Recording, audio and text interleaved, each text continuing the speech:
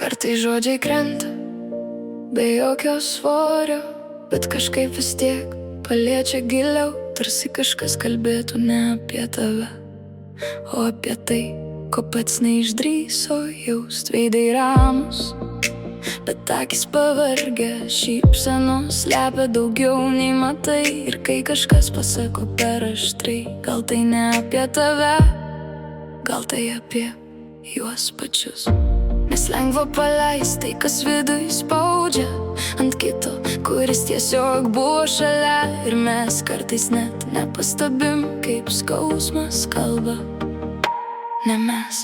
Skausmas kalba per žodžius, kurių nenorėjom, per tylą, kuri per ilgai buvo laikyta. Hurt people, they don't always know they're giving away what they never healed. Ir kartais švelnumas atrodo per daug tiems, kurie jo patys neturėjo. Nes kai pamatai kažką tikro, tai primena, ko dar neturi savyje.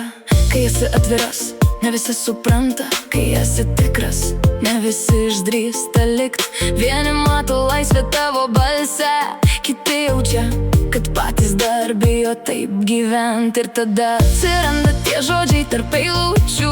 Gal nereikia taip, kas tu tokia? Bet kažkur po to viskuo slypia tylus klausimas, kodėl aš taip negaliu? Ir ne visi nori matyti save aiškiai, kai kažkas kitas tampa veidrodžiu. Nes lengviau paliest, nei sustot ir paklaus savęs, kas manyje skauda.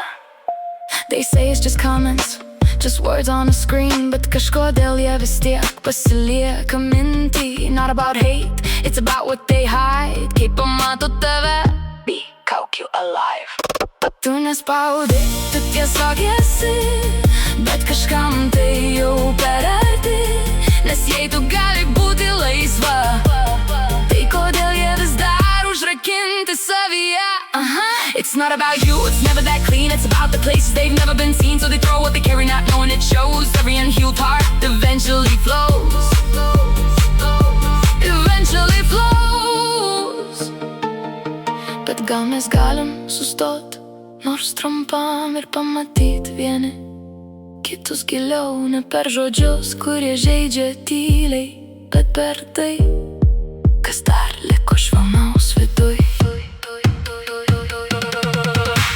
Skausmas kalba, bet mes galim pasirinkt, ar jį perduot, ar paleist pagaliau. We don't have to repeat what we felt, we can learn how to hold something new. Ir gal švelnumas nėra silpnumas, gal tai drąsa, kurios bijojom ilgai. Nes būti tikru tarp viso triukšmo yra daugiau, nei daug kas išdrįsta matyt.